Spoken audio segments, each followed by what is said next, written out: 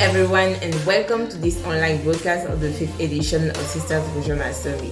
I'm Raisa Yao, Community and Event Manager at Seedstars in Africa. We're about to start a Seedstars World episode number 3 in Africa, and you should expect exciting 5 startup pitches from Socia, HMO Africa, Robot Home-Based Healthcare Services, Resema CV Resemas Online, and Riding Limited, an announcement of who will be a startup finalist in Africa and represent the countries in the finals. Hi, Seedstars. This Seedstars session has been very, very wonderful in our country, even in Burundi, because it has been the first one ever in Burundi. We are super grateful to Seedstars for the doors open and the training. It's been immense. Thank you, Seedstars, for taking a chance with us. We hope we can work together. This is the right time to be right. How the selection process of winners at the Seedstars World Competition work this week. Startups start with filling the application form. After the review, those who meet the minimum criteria get invited to the online Seedstars Academy. Throughout the academy, we monitor the performance of the entrepreneurs as they get assigned to courses and tests. Upon the completion of the academy, startup that score the highest get invited to meet with the Seedstars World team and mentors on one-on-one. As the last step, we invite outstanding experts in their fields as jury members to the online pitching episodes. All those components help us form a solid and complex decision on who Seedstars startup finalists are.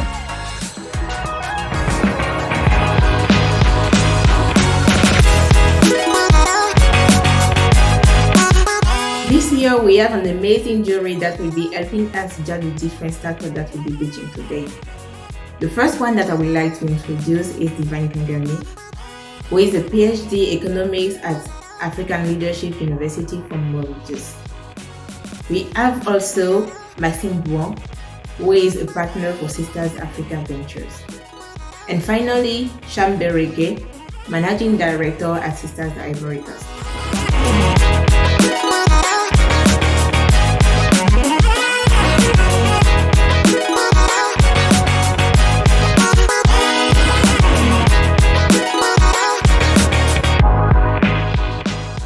Since the beginning of the economic crisis, Angolan families have lost more than 60% of their purchasing power, which makes families struggling to meet their basic food needs. To solve this problem, we create an e-commerce platform that allows users to buy products in retail quantity and pay at the wholesale prices. We operate in $4 billion a year market with a monthly revenue of $8,000 and less than $7 of client acquisition cost. We apply 7% margin on B2B and 25% margin on B2C. We operate online by our app and offline through our agent, which allow us to reach where the competition is and where the competition doesn't. Our more than 2,000 clients love us, not just because the platform is easy to use, but because we are increasing their purchasing power. Thank you.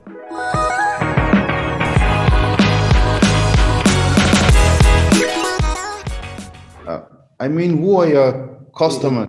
Our customers are people of middle class, because economic crisis have destroyed our middle class. So people start by at the warehouses, and they need to find someone to join and buy a box of the product.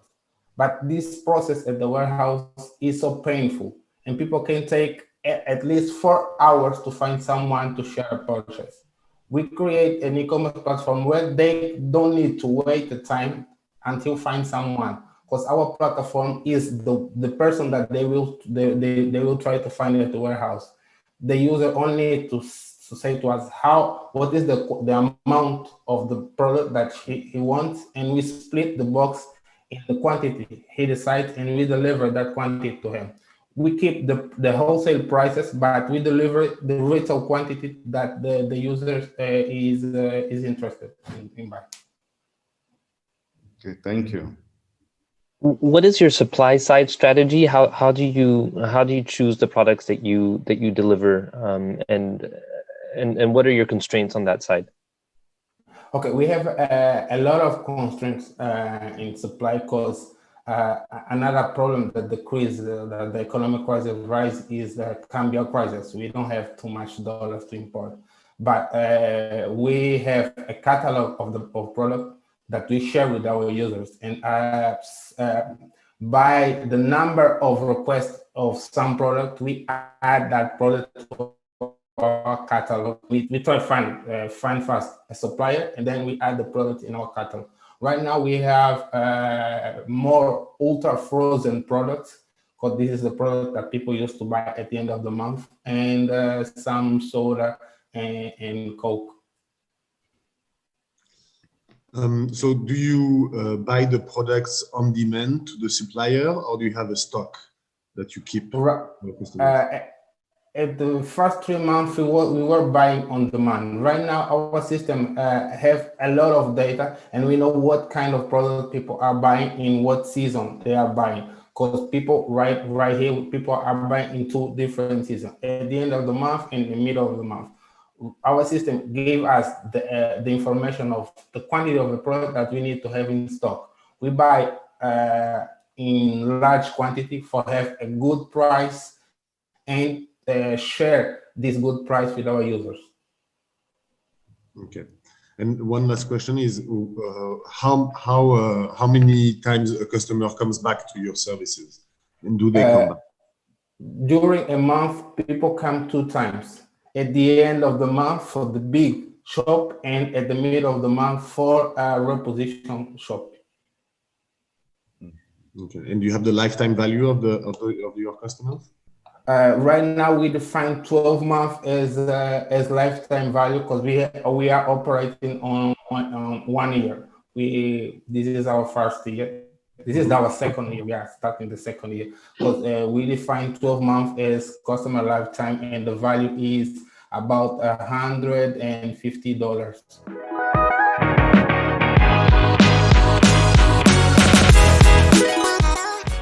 Good afternoon, everybody. I am Sudi Ndikumana, a medical doctor working from Burundi.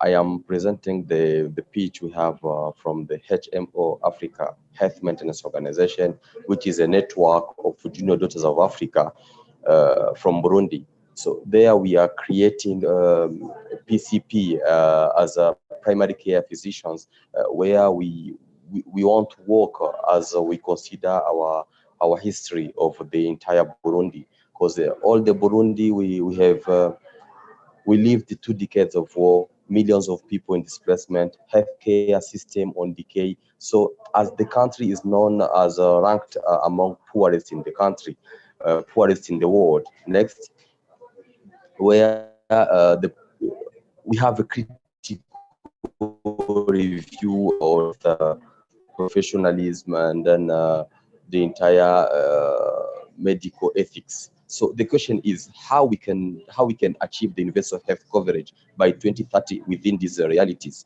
So that's why we are coming with the PCPs working.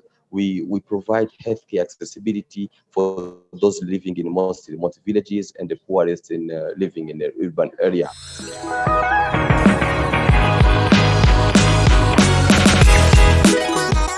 If I can start, Doctor, can I ask you what the market size you are seeing is, and how how quickly or what kind of traction you intend to have in the next 12 to 18, 24 months?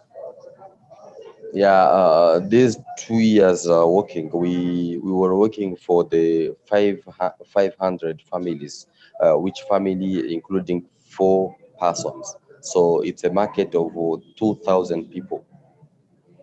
And then we are trying to grow up as in Burundi, we have 18 provinces. So now we are still working in one, it's like one province from Bujumbura area. Okay, yeah, it's a very good innovation. I like mention about the poorer areas, but I know since Burundi is one of the poorest countries and many other countries, connectivity is a problem. With the potential customers reach you? How do your customers, the patients, they do get hold of you? What platform? So, What what medium you are presenting of your team? Yeah. First of all, with this motive, with this innovation, we created because we have a critical review on how the entire healthcare system is working in Burundi. We are normally we are waiting for patients to come to the hospitals, but with this HMO organization, our PCPs regularly go to the families where they are living to know their medical status, their clinical status. So finally, we know easily how they are living, and then how we can give the entire responses. Thank you. Do you have any customer already, and what is your revenue? Yeah, we still have customers. As I said, we have 500 families where we are working on as a medical doctor. Also, I am specialized in diabetic healthcare because I know that many diseases like non-communicable diseases. So the part of customers, we began with our families, our own families, in order to see that if this innovation is a true or is a need in a society. So now the entire customers are among our community members. Mm-hmm. Then you have a recurring revenue? Yeah. Can we have the amount? Do you know how much an average you make in a month? Yearly, we charge them 100 USD per family, a family of five persons. So father, mother, and 3 children. So this 100 USD will help them to recover the preventive healthcare, to do essential laboratory exams, and then the medical consultation is free. Okay. So this will help also to transfer them to some specialized clinics.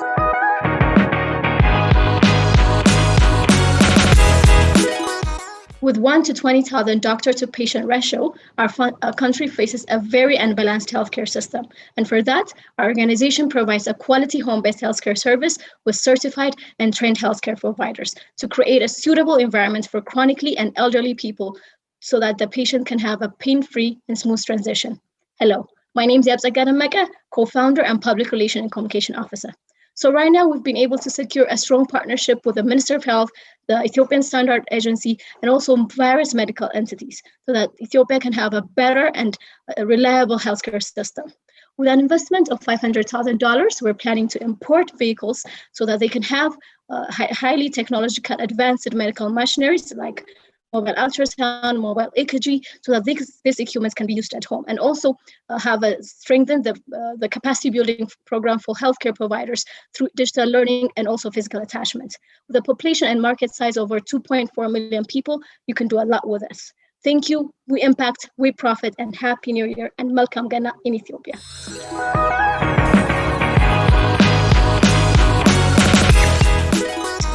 What is your target patients? Is there any kind of specific illness that you are specialized in, or is it any kind of medical advices and performances that you provide? Currently, we do not have a specific medical case that we're specified curing, but then our target diseases are actually, of course, stroke patients, cancer patients, diabetic patients, and all chronically ill patients. Okay. Go ahead. Sorry, go ahead, Mazim. Go ahead. Okay. So what is your monthly revenue and your traction and kind of your growth objectives over the next 12 months? Okay, great. So our monthly revenue traction is actually $6,000 to $7,000 monthly. So far in 2020, of course, with a given pandemic, we've been able to raise over $75,000 so far. And we're planning to triple this in the next 2021, of course, with an investment of $500,000 and also all the marketing, to reach the market site that's currently available to us. So how do I know that some of the patients that will really need your, you mentioned those who are critically and the elderly. Yeah. Now, how do they reach you guys? How do they reach you? Okay, beautiful. So we have created partnership with hospitals. So whenever these hospitals are also this medical centers that actually have chronically ill and also have ICUs in their facility. So through that partnership, they recommend us, and also we have a legal MOU signed with them so that they can directly refer the patients to us. And the qualification of your team?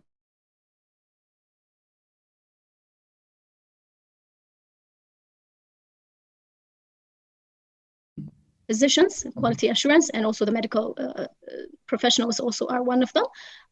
Are in fact the other co-founder.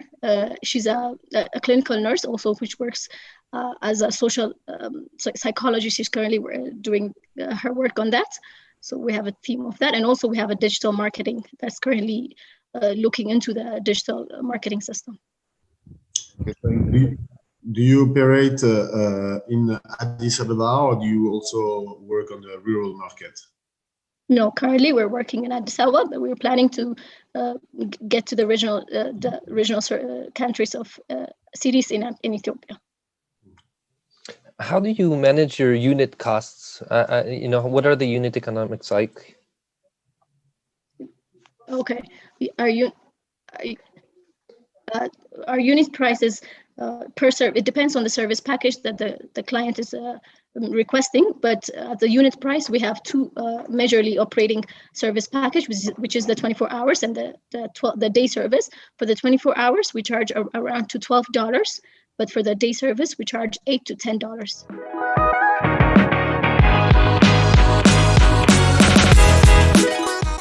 Okay, so my name is Daniel Mokisa.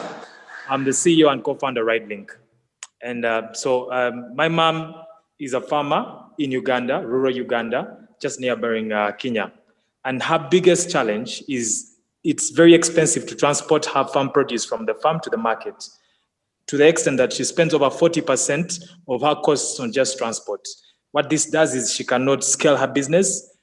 She makes very little profit, and the one that she makes is... And this is our problem and many other business owners in Uganda. So in a bid to solve my mom's problem, RideLink, we created a platform that links small business owners like my mother to a pool of drivers that own trucks and three-wheeled bikes. So this way we bring down the cost of transport for them, and they transport their goods safely and affordably. To date, we've served over 200 small businesses and delivered over 32 packages covering 3 million kilometers of mileage across the road. Unfair advantage is we provide this service.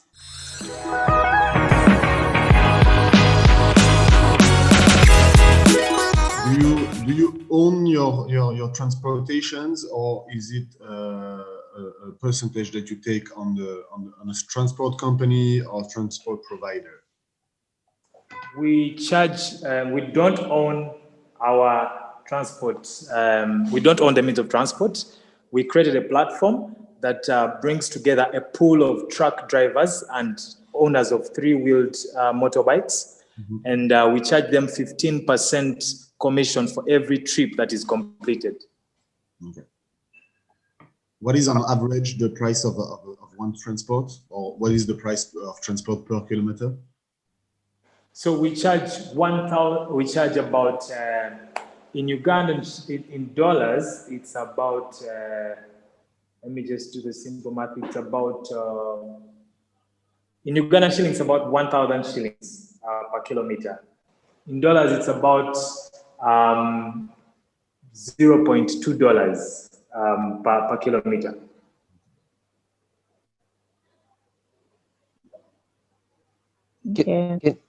Oh, Divine, I think you're on mute. Go ahead. Oh, sorry. Yeah. Okay, thanks for that. I'm not sure if I got a problem correctly. You talk about problem of transportation from market, farm to market, but the question is, do you the transport are already there, but the farmers are not aware, or you have all these trucks and bikes, but they are not aware that farmers need them, or is it because of roads problem? I'm not sure if I really get the real problem here.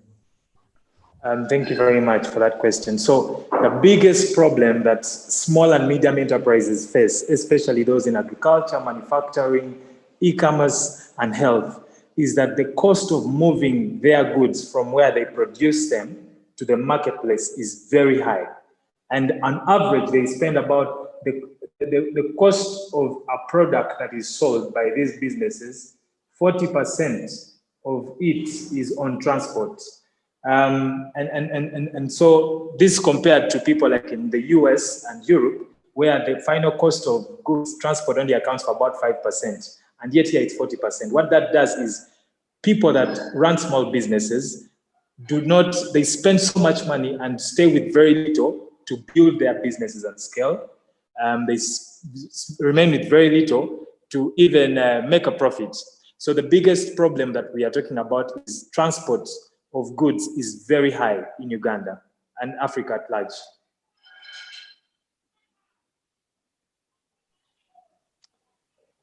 What is your the churn rate of your clients, or the lifetime value of a client? So the lifetime value of our customers is an average of $23,265. That is $23,265.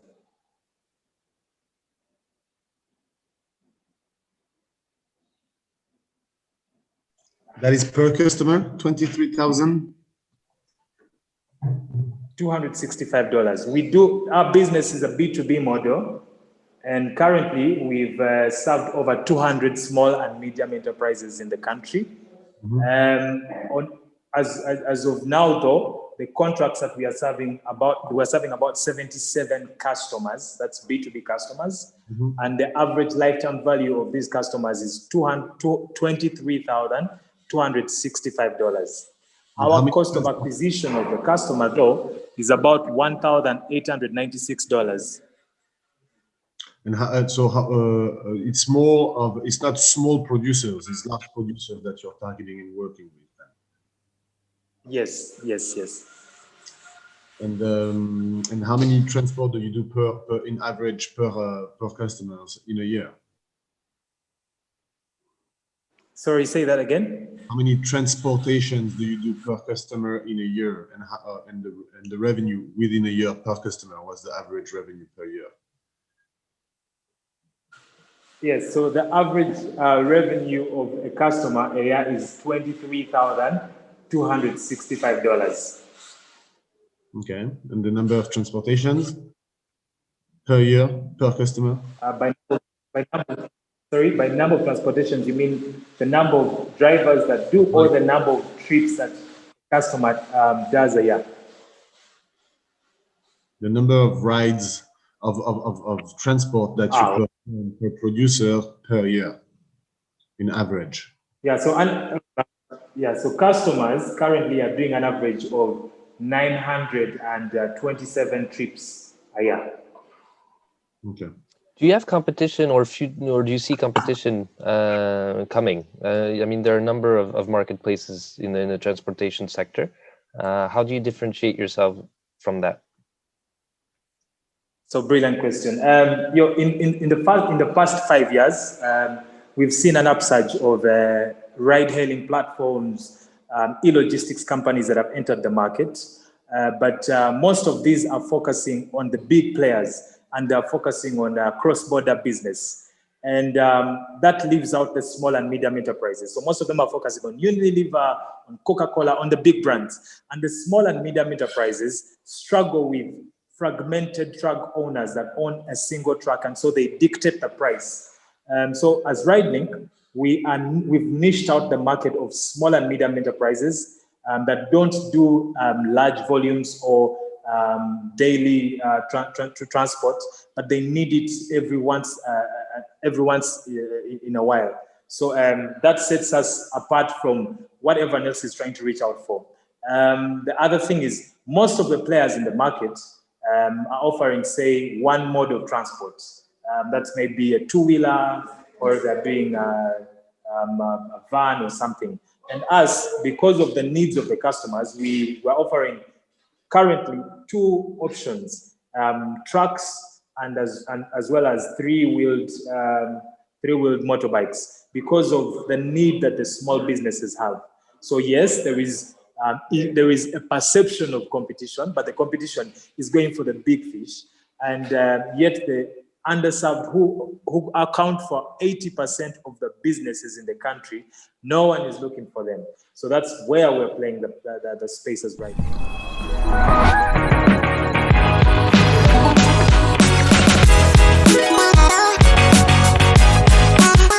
So the first one, social. Augusto, your pitch was great and you have shown good traction for an early stage venture, but your business model might be challenged when dealing with larger volumes. Dr. Sudi, you have such a great idea, personalized home care services with the doctors going to the customers, and your solution is already working well, and that is great. But you should work on the scalability of your business model. Grace from Hobart, you have a great idea with a clear vision. Your niche is good, and also you have good partners. Your scaling base is also impressive, but the depth of your market needs to be assessed. And the final one, Daniel with Rylink Limited. Your sales and revenue are impressive. However, your competition advantage needs to be defined more clearly.